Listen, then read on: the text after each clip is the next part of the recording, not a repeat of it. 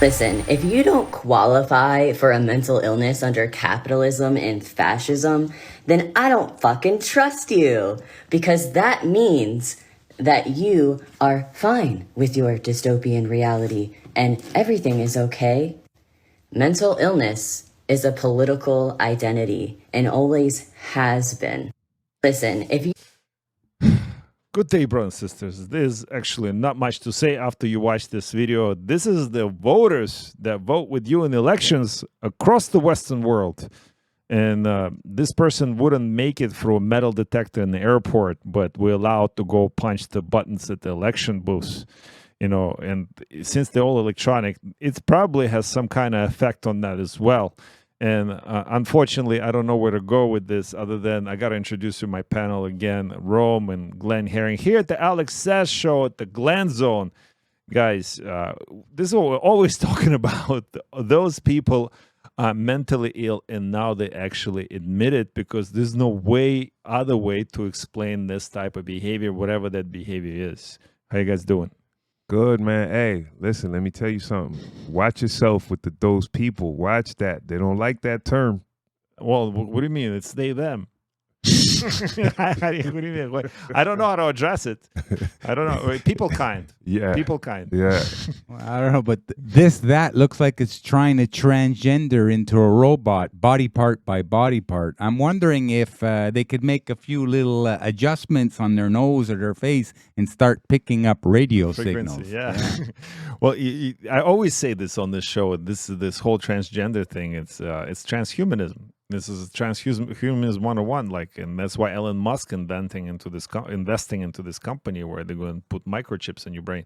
We already agree, including Elon Musk saying that we're already cyborgs. If you have a smartphone, whatever the definition of a smartphone is, you're walking around as a cyborg. It's an extension of you.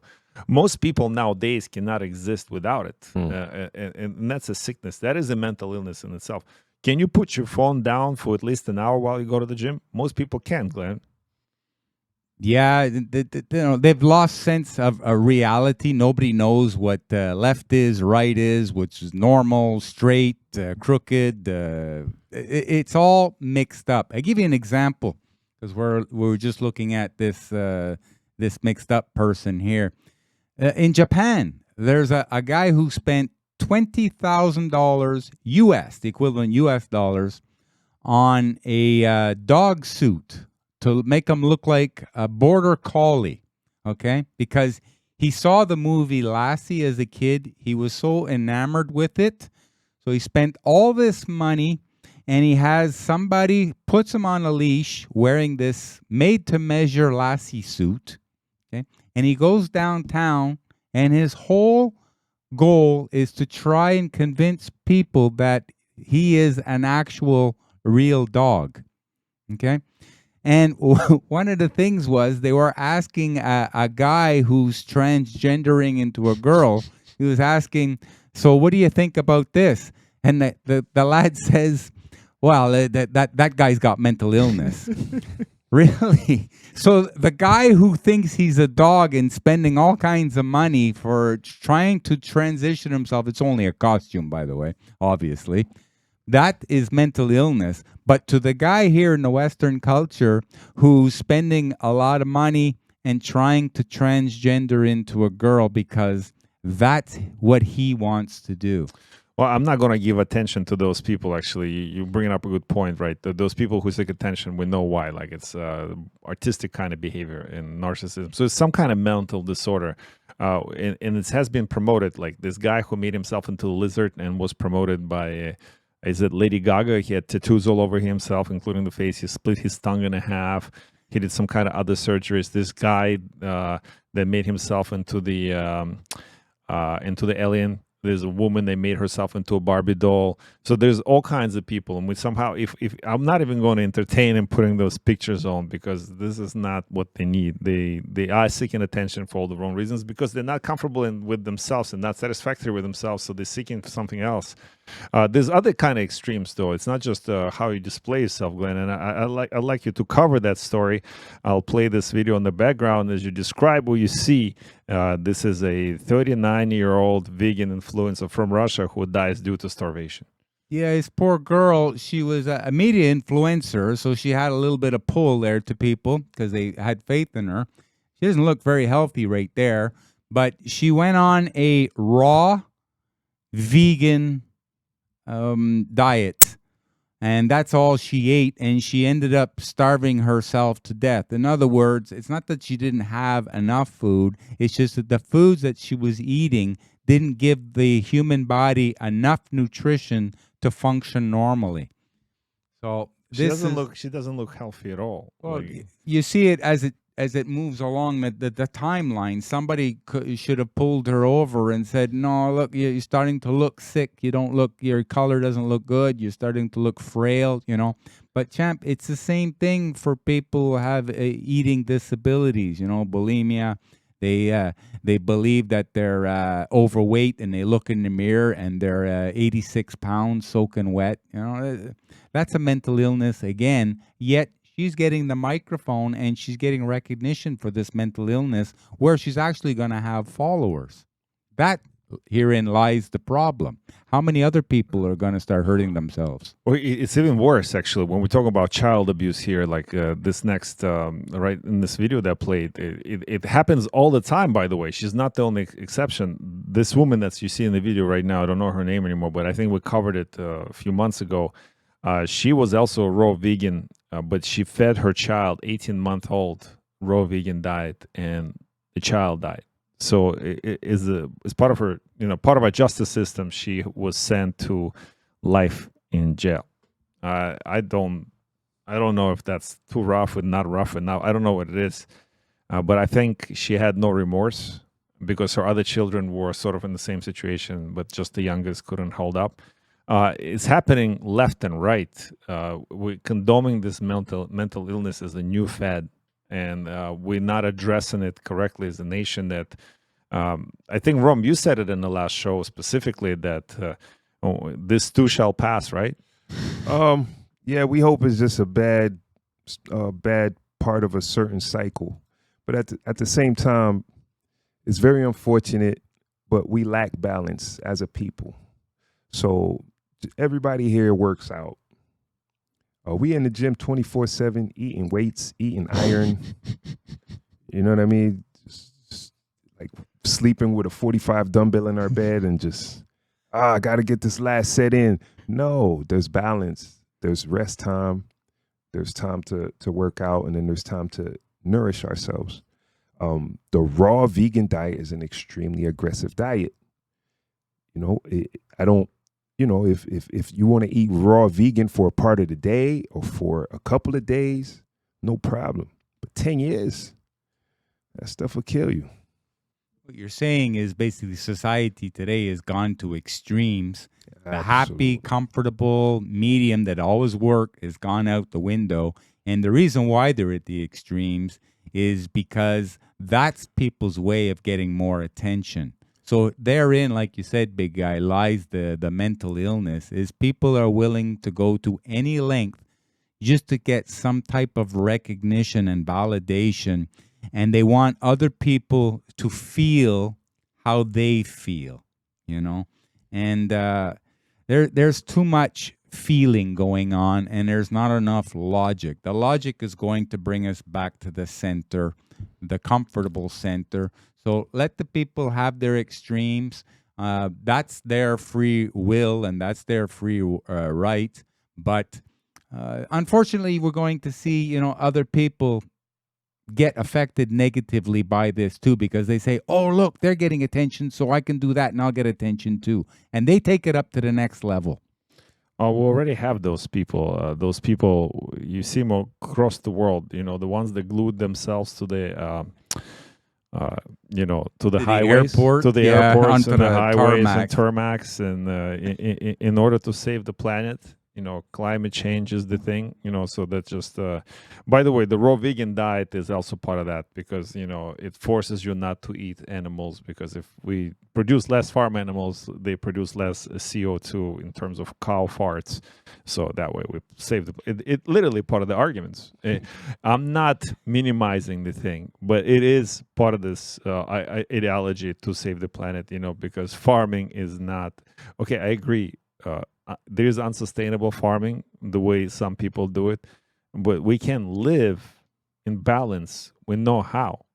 We know how, and one of the ways to do it is to implement 15-minute cities. It's a joke, of course. That's a joke. Okay, let's get to this. I like to stay on the subject of climate change. You know, the blame the new spread of malaria in Africa on climate change, because somehow it's affected the insect world as well, which is the largest animal kingdom on Earth, right, in terms of the numbers.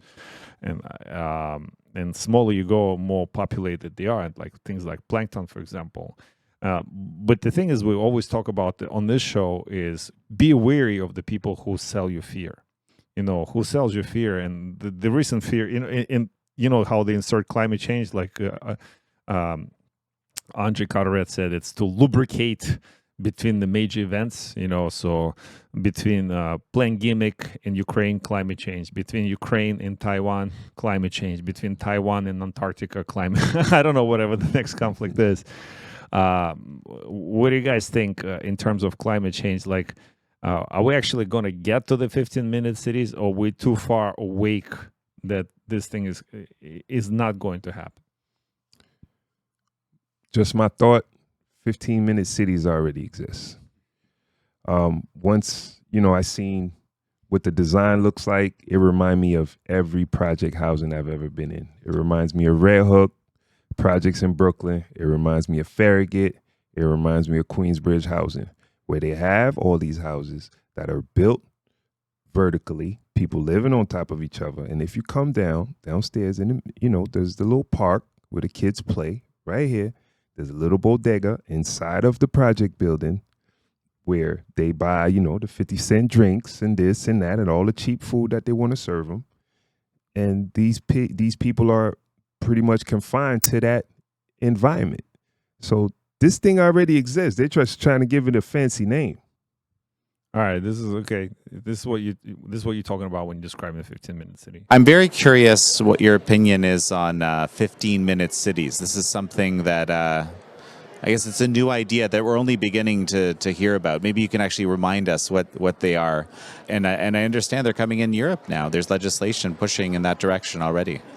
Yes, it is. The digital green certificate, the COVID pass, that was a test balloon to get people to having to produce some kind of a QR code, you know, just getting people used to that. Now what they're slamming us with is these 15-minute cities.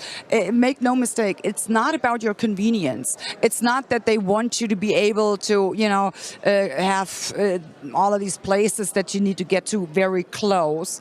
And it's not about saving the planet either, by the way. The 15-minute cities, they will have to have those before they can lock you down.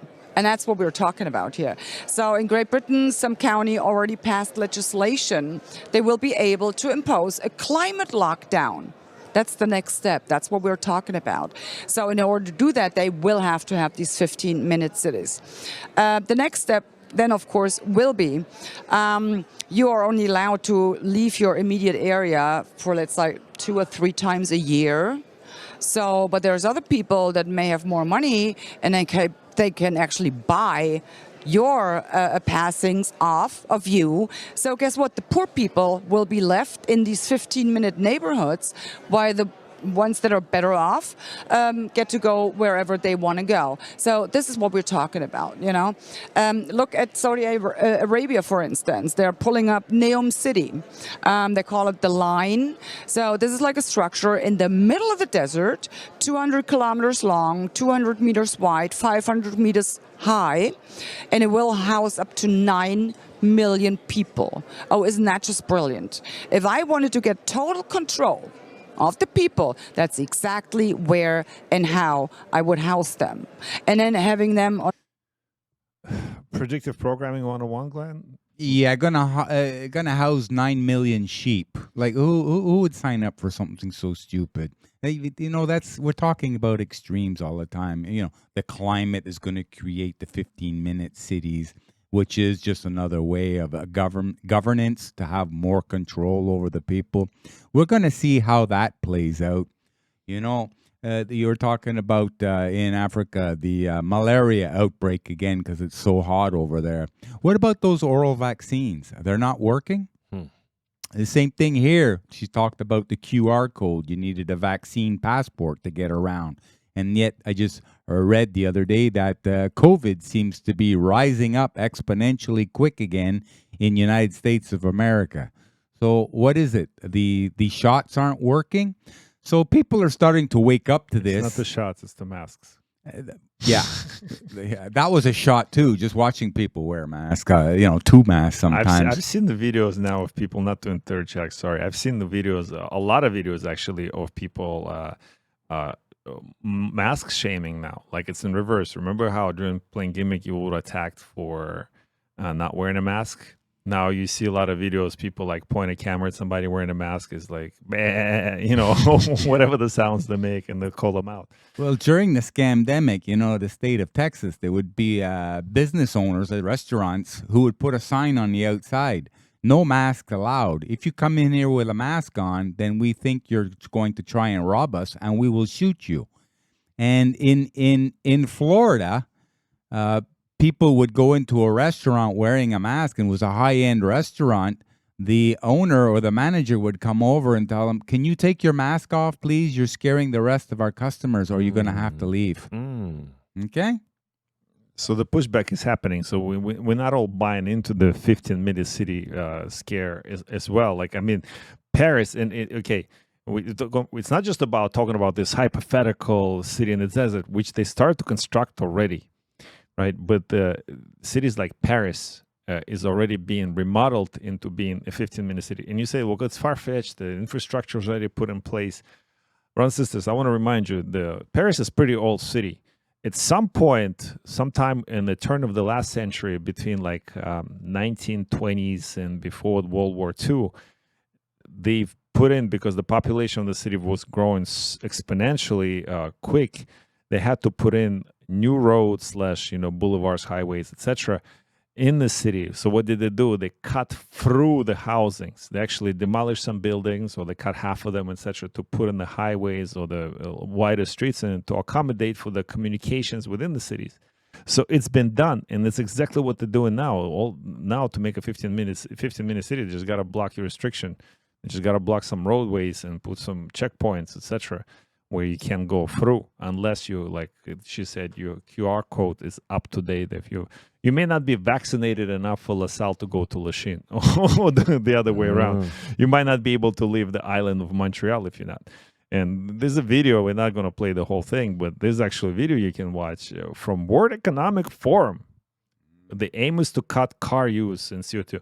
They want you they want you to ride bikes. And as a matter of fact, screw Paris.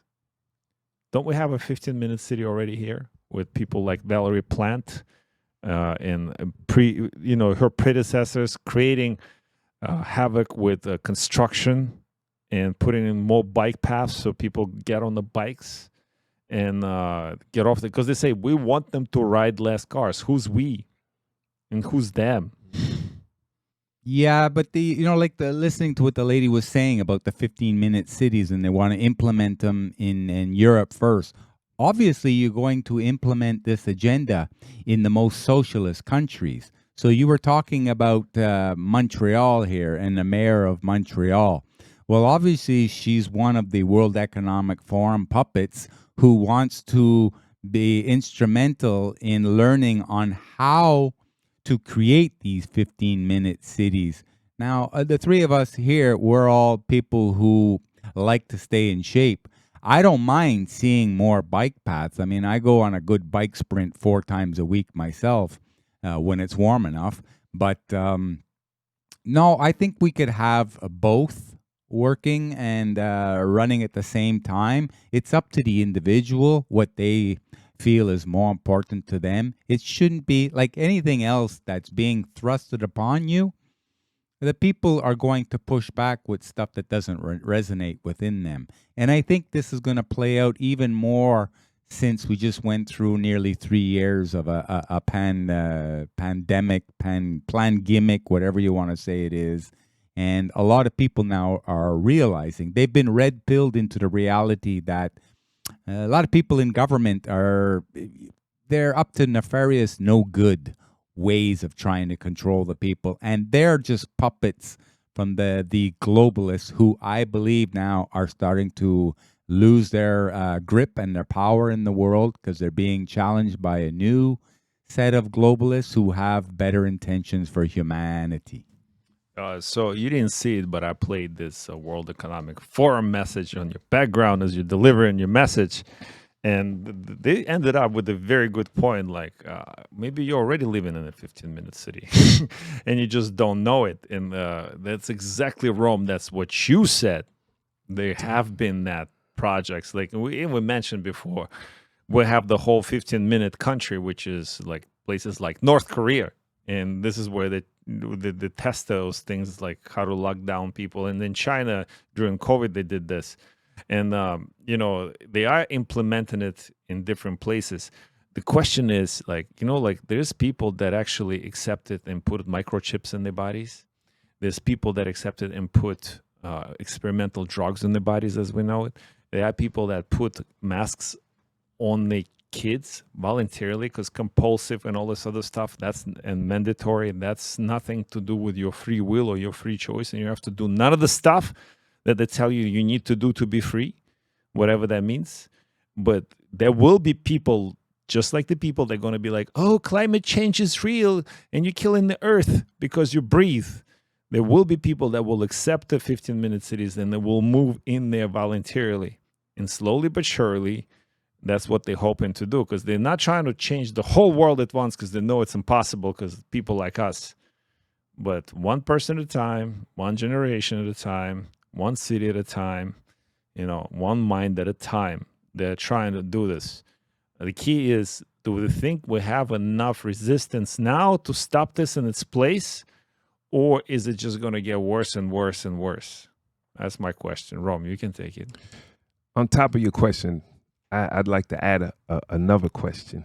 Go ahead. What do you guys think the percentage is of people that if this whole pandemic had to replay all over again, even though we just finished experiencing it, if this whole pandemic started over again tomorrow, how many people would actually lock down? How many people would actually get vaxxed? And how many people would conform? That's a really good question. I think the percentage is very high. Yeah, I think governments would start falling. You know, we saw it here in Canada with, let's say, the Liberal government, most specifically Trudeau, his overreach and his overbearing control on the people that pay his salary. Mr. Trudeau, you work for us. You don't tell us what to do. We tell you what to do. Okay? You're the government by the people, for the people. You were elected to represent us, not to represent globalist interests. And we see it right now because Trudeau seems to be on the defensive everywhere when it comes to when there's a microphone in front of his face. It's obvious that he's on a downward trajectory. I mean, it's got to the point where even his own wife couldn't stand him anymore, and she's leaving him. But we knew about the separation happened before the plane gimmick. But the point is, it's official. You think it's official because he went to way too many pride parades, or there's more to the story? Like, meaning, like, obviously he doesn't go to a pride parade.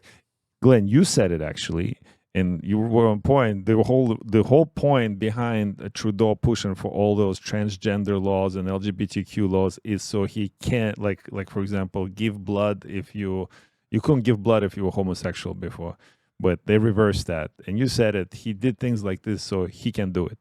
Yeah, so he could fit in even better and even smile more when he's at those parades. He's just so plumb happy and giddy. You see him, and I say, the happiest he is. yeah, and with all the problems Canada has, this is what your agenda is. This is what's important to you as the leader of a country. Could you fathom the thought of Trump doing that?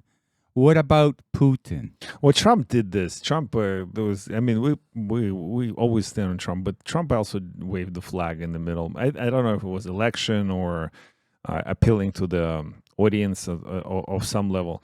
Putin definitely we know wouldn't do it, although he did kiss a baby in public. there's a video of that, and there's no way. I mean, I can try to explain this in a traditional way, in what he was trying to pay homage to, like, you know, kids being the future of our world, and you know that's you know what he was doing. But there's no way he should have done it in public or not otherwise.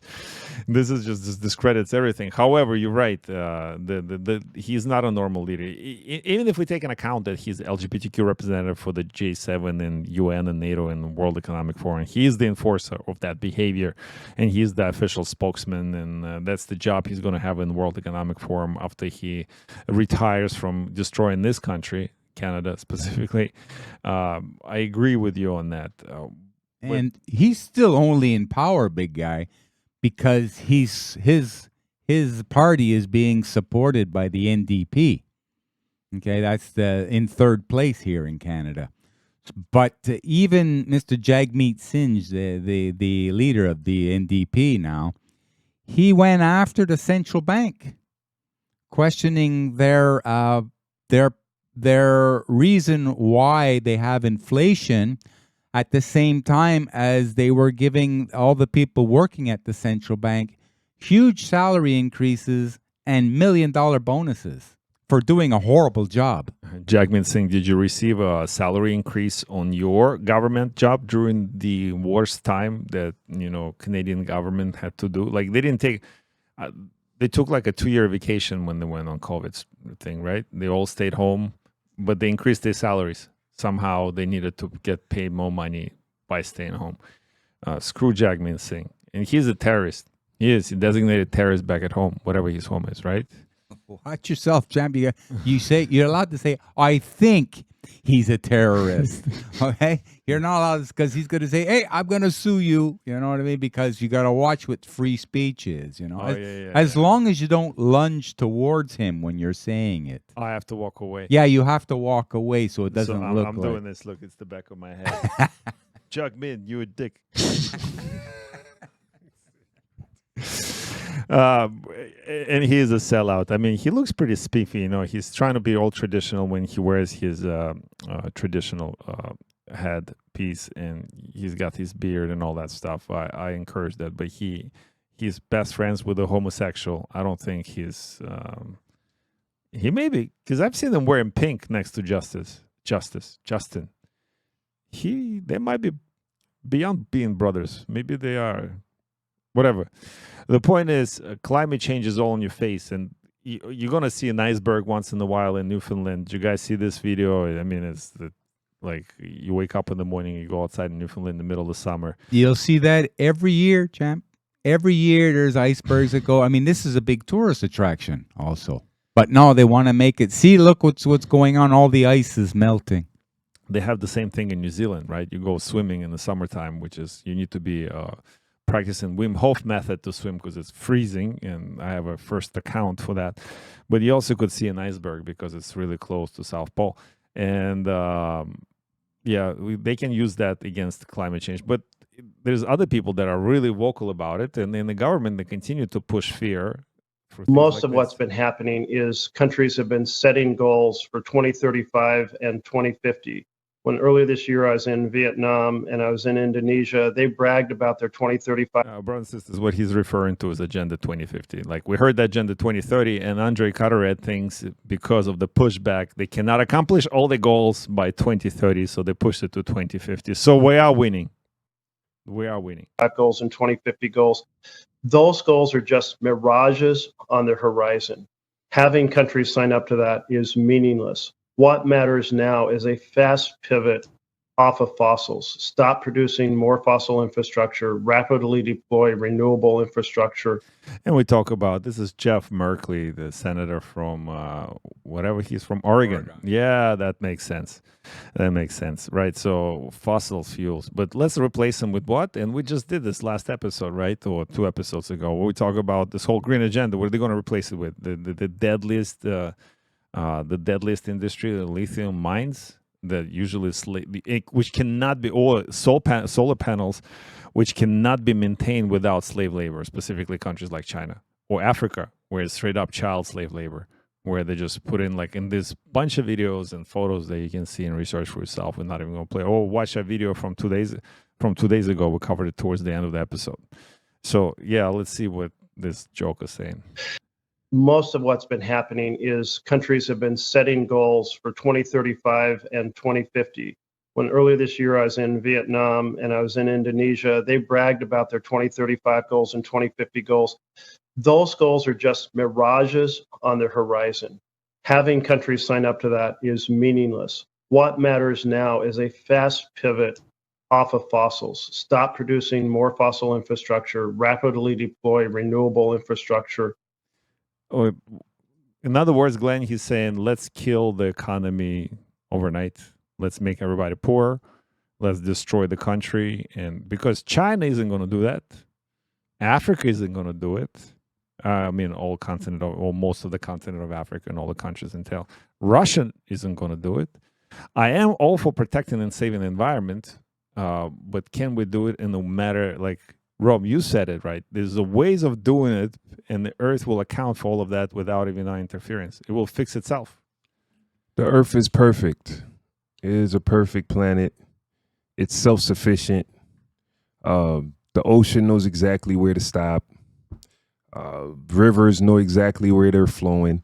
We like to play like we're in control of it, like we are the ones, our presence is the one that's making all of this happen. This is happening before us, and it will keep happening after us. All we have to do is leave this planet alone.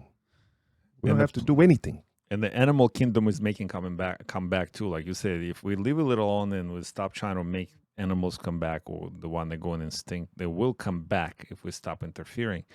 I have the same idea with humans. If we stop interfering with the normal human relations, like traditional family, everything will come back. Just bring the tradition back, and tradition through God.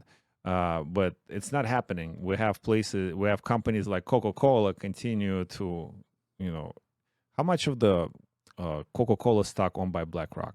I need to have statistics every time I pull this up, but I'm sure a lot or enough that it is significant where Coca-Cola owned, a cafe chain. I didn't even know Coca-Cola owned cafe chains. They called Costa Coffee.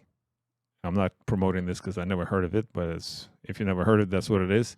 But they are facing boycott over trans cartoon with the cut off breasts. And there's, you can see the picture that we have posted right here, and that they are doubling down. So it's not just, okay, let's be afraid of dying from climate change, but also let's continue to destroy them and divide them and, destroy the nuclear family and make this Coca-Cola associated with the older generations, unless they're already kind of far gone, don't drink Coca-Cola. So they're targeting kids. And I don't know if parents who in the right mind who still buy Coca-Cola for their kids, but apparently there's large enough market if Coca-Cola doing this targeting thing.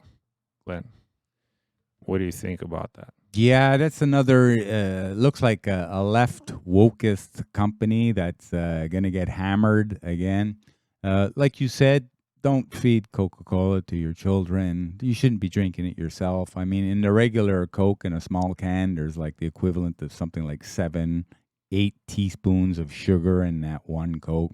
And if they talk about the low-calorie one or the sugar-free one, that sugar substitute, that's now starting to be exposed as carcinogenic, so leading on to certain type of cancers. So why would you want to, give that to your children?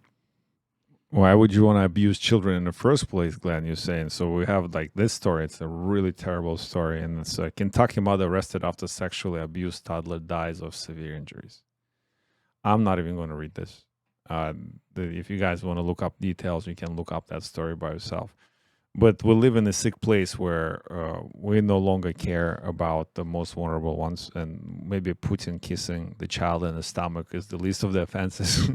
But the point is we do live in this environment where tradition is out of the window. There's no traditional man, there's no traditional family, and as a result, we are having children walking around being abused and basically killed by whatever forces, including Coca-Cola.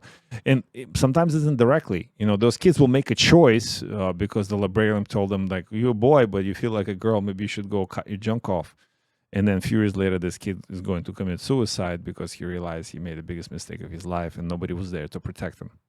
And he'll blame everybody, including his parents and the society and everybody else. But we are not taught to take responsibility for our own actions. We're not taught to be men here. Glenn, close the show with a message. I know you can. Things are going to get worse before they get better, but the good is going to win.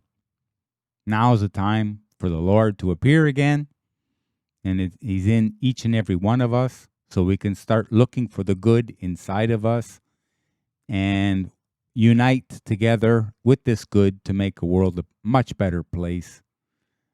There was a lot of bad things that were going on for a long time, but now the dark is coming to the light, and the light won't take it anymore, and that's how we'll be exposing everything and change for the good. Bro. Unity wins, people. Unity wins. A lot of distractions, a lot of division. We shouldn't let it. I would really enjoy a conversation with a lot of people that are going through these transitions and whatever they're going through in life, because conversations and unity is the key. Understanding each other and finding a way to move forward together, because when we're divided, the opposition takes advantage and we don't win that way. And that's what I say. Stay strong. The enemy is real, as Rome says, as Glenn says, but we have a solution, and solution within all of us, and it's beyond us, it's above us, it's stronger than us, than all of us together. But it's within all of us. And the reason we are better and the reason we are winning is because we start to recognize that. We start to recognize our free will. We start to understand that we are being destroyed from within and divided. And on this note, stay together, brothers and sisters. I pray for you all. I love you, respect you, and we'll see you on the next one.